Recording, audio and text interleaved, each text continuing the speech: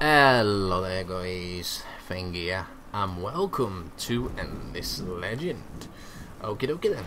So Endless Legend is a 4X grand strategy game. Yeah. It's by the same developers who did Endless Space, and I'm shooting myself in the foot because I can't remember the bloody names. Oh dear Feng, what are you doing? What are you doing? It is in the credits. If it will just go up, go up, go up, go, go, go, go, go. AMPLITUDE Studios, there we go. Got there in the end. So, if you were like Civilization and any of the series of that, if you enjoy any of the Fallen Enchantress and the Doors, then there's a good chance you're gonna like this. This was actually on Steam Early Access, and it got some really good. There was a lot of good ravings about it, and then once it got released, it did really well, and it's probably one of the more successful Steam Early Access stories. So that's absolutely fantastic. Okay, so what I'm actually going to do with this particular series is that the first episode, which is this episode, I'm just going to be going through some of the basics of the game, and then we'll continue on from there. So, first of all, let's have a quick look at the options. The options are actually really cool. As you can see, you got a load of audio options. Of course, we have to mid music because YouTube and all. Video options, not that much in all honesty, but you have got advanced video, which you can change some of the post-processing in geometry and stuff like that. And to be quite honest, you know, it's not a first-person shooter, even though the game looks absolutely stunning. It's not a first-person shooter, so you don't need bloody FLVs or anything like that. So you know that's fine. You can have a big screen user interface. That's for people that use the big screen thing on Steam. And then you got notifications. I've actually toggled all these on. Some of them are not toggled on to start off with, but this can be actually really helpful, especially during the later game when you're busy doing an awful lot of things. Having these notifications come up is going to be really useful to you. Okay then, so let's go ahead and start a new game. So, as you can see, this is already set up the way I want it anyway, so this is fine. We've got 3 empires, we've got the small world size. There's quite a lot of different stuff you can edit with, though. As you can see, you can change this to no ocean, 2 continents, 4 continents, few continents, many continents, etc, custom, random. Really cool. There's an awful lot of customization you can do with the actual world map itself, and you've got even more advanced settings here, which will actually you can actually do a lot of different things like the luxury resource. You can change how abundant they are and all this other good stuff. You can even put your own seeding if you want, which is really cool. After all, the worlds are randomly generated, so bear that in mind. Okie dokie. The custom game settings, I think you can change the conditions as well. There's a lot of victory conditions. There's 8 different victory conditions, which is really cool. I don't know what all of them are. I have not played that much to know what the victories actually are yet, but we'll soon see. Okay, so here we are. Obviously, we're going to be in single mode. Now we need to pick what faction we want. So we've got Wild Walkers, Broken Lords, Volters, Necrophages, Ardent Mages, Roving Clans, Draken, and Cultists. We can actually random, but I don't want to do that. Now this is actually going to have a massive influence on your playstyle. For example, if we were to go with the Broken Lords, then there's actually a trait here which basically makes the faction not need any food whatsoever. Everything can just be bought with dust instead, which is really cool. But obviously, you know, naturally, food is usually used to sustain your people as well as to make war workers and etc. So that's pretty cool. You've also got other things as well. I think the necrophages have got recycling. Yes, they have. So they can get stuff depending on how many units they're killed and stuff like that. It's really cool. There's actually quite a lot of different variety of what you want to pick. But I think for the time being, we're going to go with the Wild Walkers. So we're going to go with that. The sharing, what's that? It provides the ability to detect opponents' armies in your empire adjacent region. That's just really cool. Right, okay, the other two can just be random, that's fine. Let's go ahead and start the game. So the world does take a little bit of time to load up. After all, the worlds are randomly generated. And the game is heavily relied on with a quest system. The quest system is actually really cool. You've got your main faction quest, which if you complete it, I have no idea what happens because I haven't got that far yet. And there's also side quests which can give you a variety of things like new research, items, etc, etc. And they're all randomly generated as well, which is really cool. It makes every single every single map a new experience. It's really cool. Okay, so here we are. Can I just say how beautiful this looks? You know, it's actually really nice. We can zoom all the way out here and we can see that we are in Hawkland, which is cool. There we go. It's really cool actually how that goes. Like, it even shows you some of the resources that you can get, like the strategic and luxury resources and other things. Obviously, it looks like we haven't actually got any at the moment, but we have got a luxury resource there, wine deposit. Oh, that's fantastic. I love wine, so that's just perfect. Alright, let me toggle on the resource tiles. There we go. That's a lot more helpful. Okay, so to start off with, you start off with a very small army. You also have a settler in this army, and you have to use that settler to found a city. Now you want to do this as soon as possible, so you can start doing more stuff like buying more, like making more units, basically just expanding, expansion. Right, so what I want to do now is just look around and see what we got nice. That's actually a nice anomaly there. Wow. That might be where we're going actually. I'm just having a quick look. We've got Enchanted Forest there, which is not so brilliant. There's also that wine there. We can settle there. Obviously, as I said, it's like it is an X-based grid, which is pretty standard for most 4X strategy games these days. So you know, mineral rich. I'm very tempted to actually plonk my city there, and then expand this way coming down. That might be a decent idea. So that's what we're going to do. So we're going to walk over to here like so. Oh, there's the unspoiled ruins there. Let's search down a bit. And we're going to settle, let's settle right here. Okie dokie. So here we go. Here is our city. And that's fantastic. Okie dokie then. So when you found a city, the middle tile will be the city itself, and then you've got the surrounding tiles, which is your exploitation tiles. So you'll use all these 6 tiles will be used in deciding how much production you're getting from food, industrial, science, dust, and influence. So yeah. Food is needed to keep your citizens happy, as well as to actually make new workers. As you can see, there's a bar here. Now this green bar signifies if I was to end the turn, that's how much that bar would fill up. Once that bar's filled up, you get an extra population, and with that population you can decide where you want them to work. So for example, at the moment we've got one worker that's working on food. So because it's working on food, it's going to give us more food. If I was to move this over to the mechanical, you'd see that that would change. Now we've got less food, but we've got more industrial coming in. So we're going to keep that food so that we can get more workers. So yeah, industrial, you need this to build stuff like your Founders Memorial, which will actually go ahead and stick that in the construction queue. We need this. Going this is basically making it your capital. You can only build once in your empire, and it's basically going to make it your capital. This is going to be where most of the stuff is going to come from. As you can see, there's massive boost to that. +2 to food, +2 to industrial, etc, etc. Now science, we are going to need to research. Now if we go to the research tab, which is right here, we can see here is the research tree, and did you know what? It's absolutely fucking massive.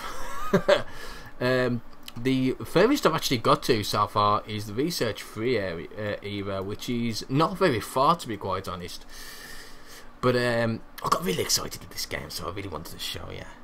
I mean, normally when I play 4X games and I show them off, I do prefer to play at least for 8 to 10 hours. but I don't think I've even clocked that yet. I think I've clocked about 4 or 5 hours. So we're going to go ahead and see what we can make first. Well, we've got that wine that's in our state, so what I'm going to do is I'm going to start making that first. And what else have we got? A search party, which is going to improve search on ruins, which is going to be really useful, so we'll add that second. In fact, I might change that round. That can be first, that can be second. You can just click and it'll stack up in the same order that you click, so as you can see, it'll research the search party one first and then the open pit mine. But we also might want to go ahead and research Alchemist's Furnace, so we can get access to glass, steel and titanium.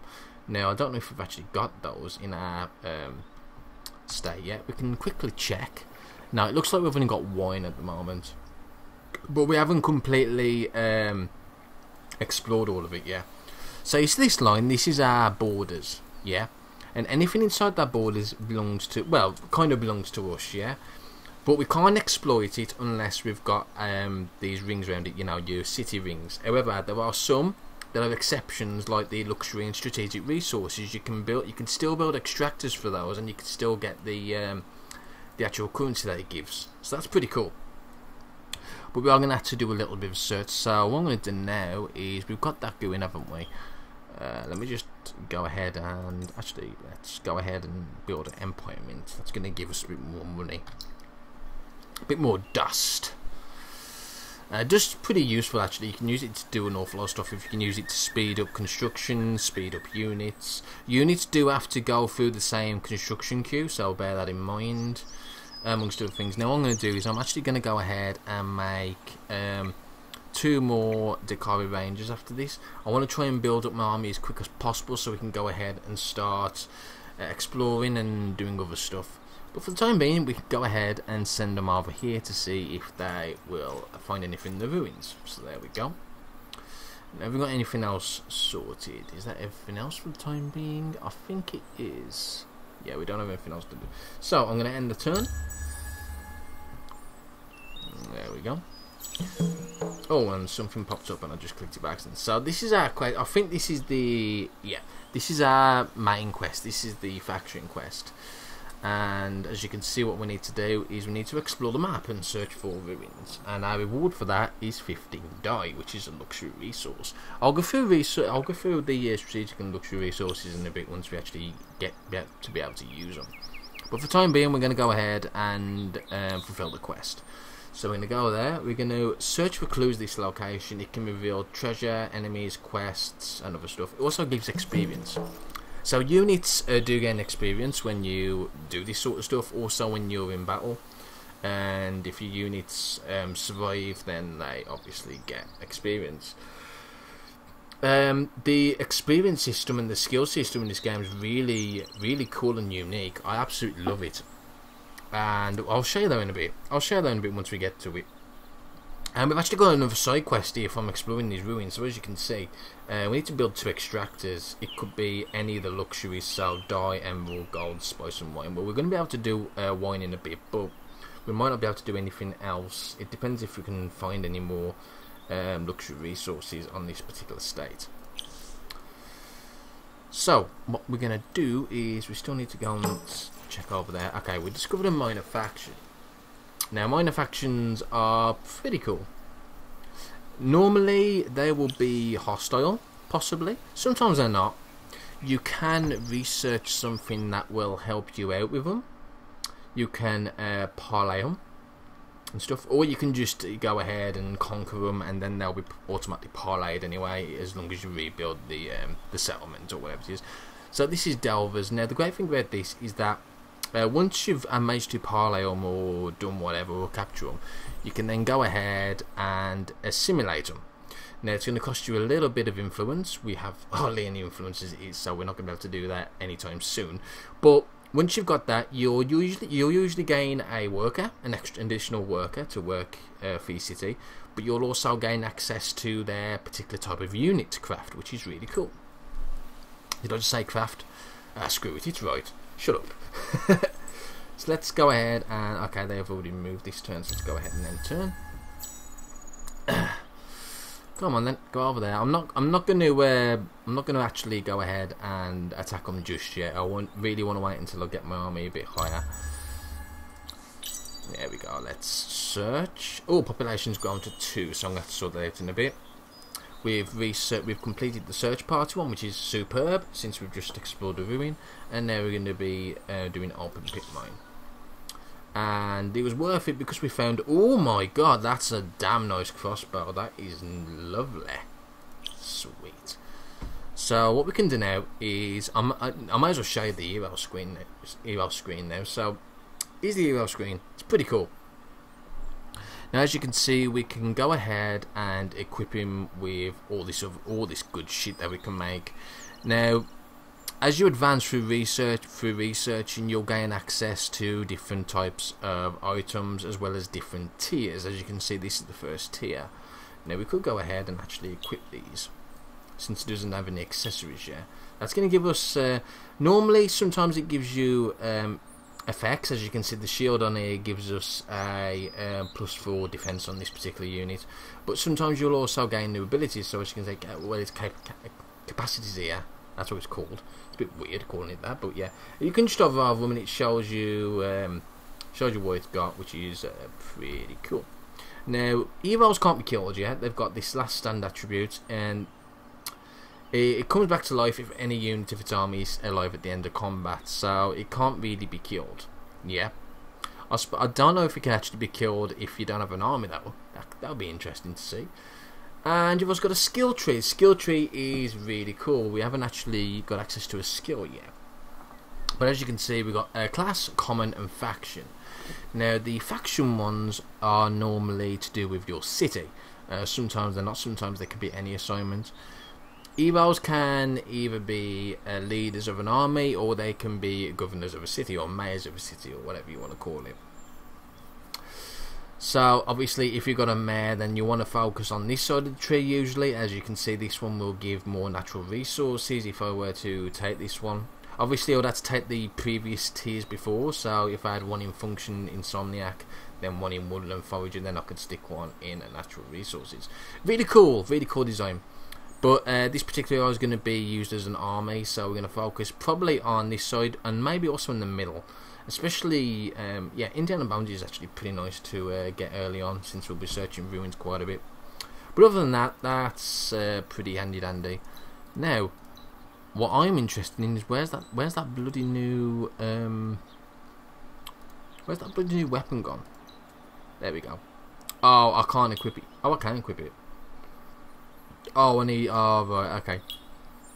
So it looks like all it's done is give me the blueprint for it. I can't actually make it yet because I need this particular resource. I can't remember what that resource is. Is it... It's not... I can't remember the sudden resource is. I'm a dumbass. What's the resource now? It's... Oh, well, we'll get there. We'll get there eventually. Don't worry about it.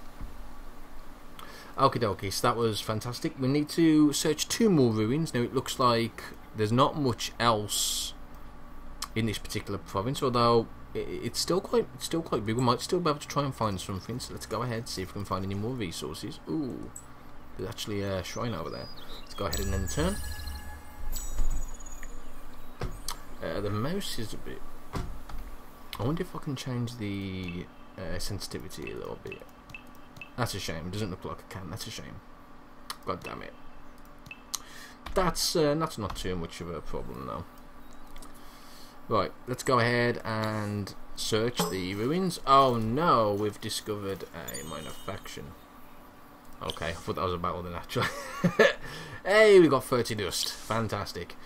And yeah, now the heroes actually gain enough experience to level up. So you have to go to the academy, which is here. Now obviously if you've got more than one hero, you'd be able to go through all of them, and you'd be able to assign them or unassign them depending if they're already assigned or not, etc, etc.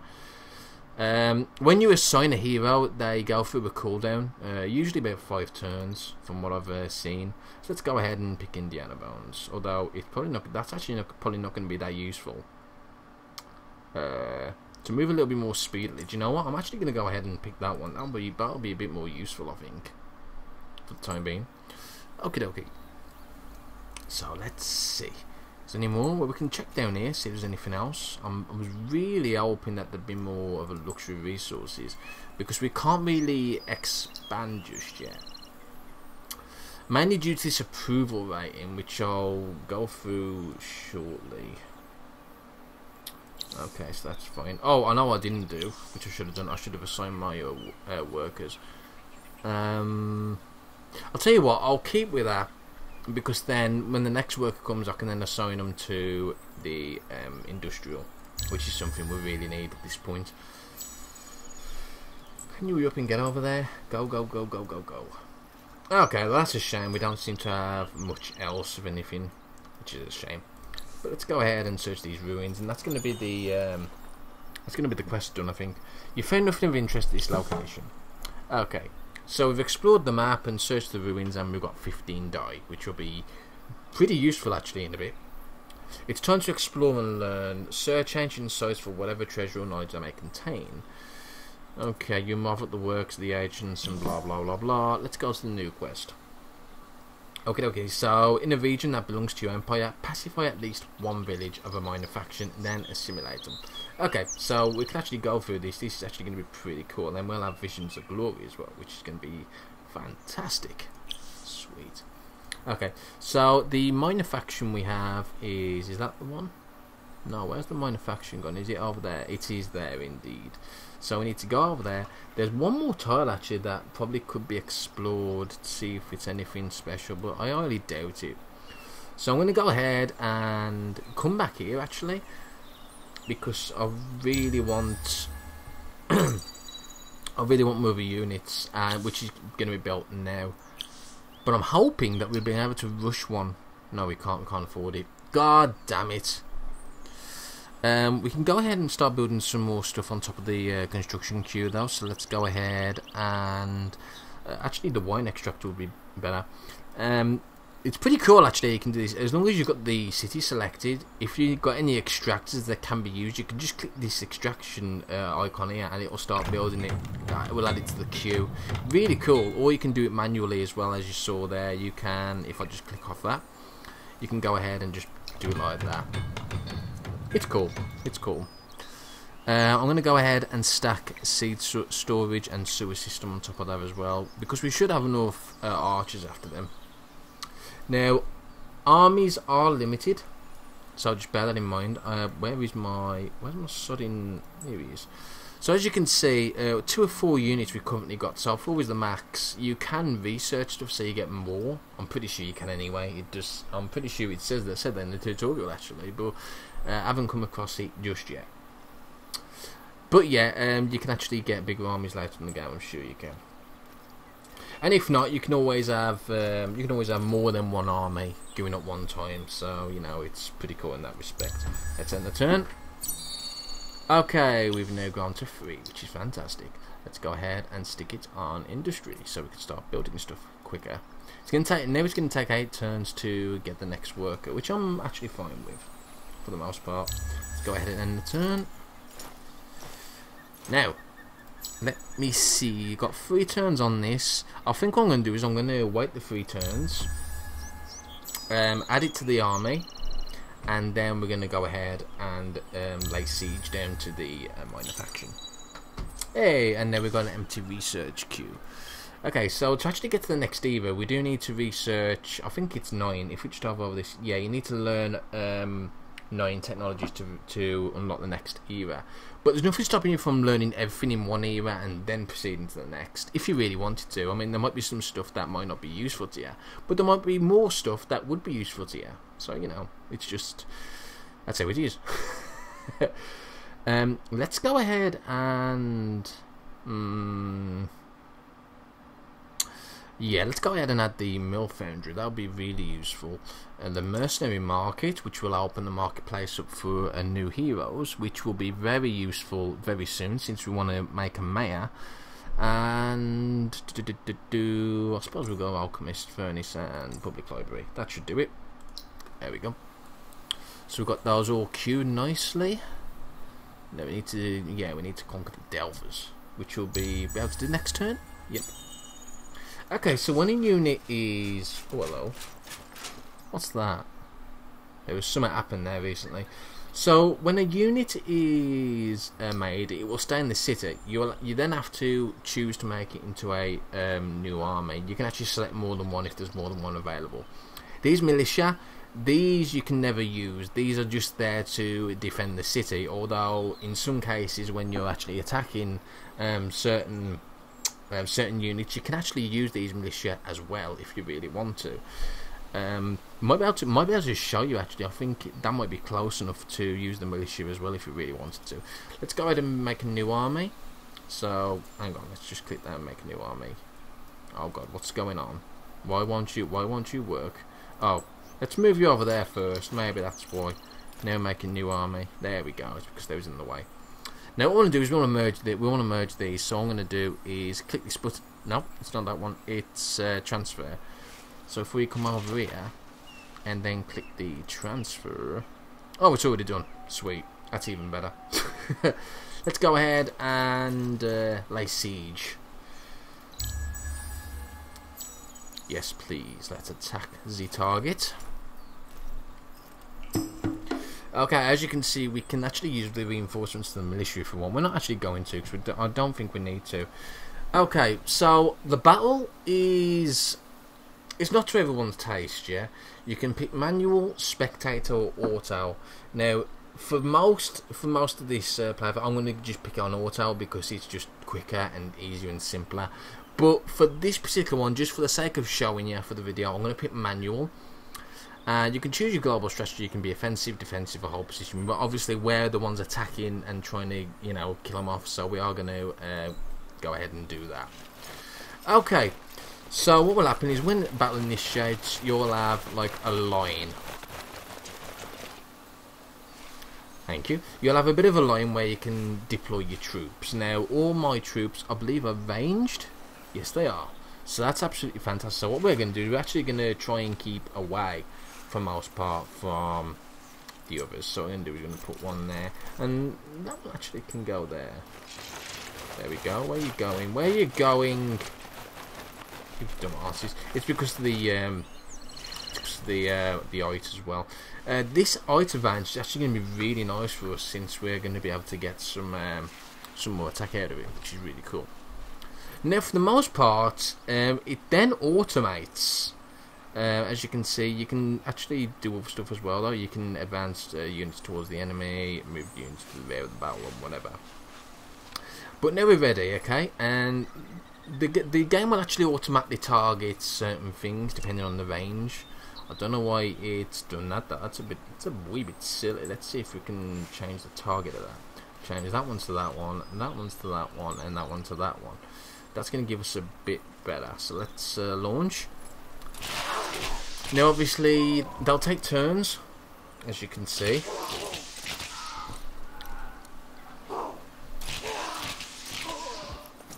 It's pretty cool. Yeah. And then once the turn's over, then it will ask you to redeploy and whatnot. Well, not redeploy, but probably move us. See, look, actually, it's just targeting. Okay, that's cool. Well, we'll just do that and screw it. But we should come out of this on top pretty easily, as you can see.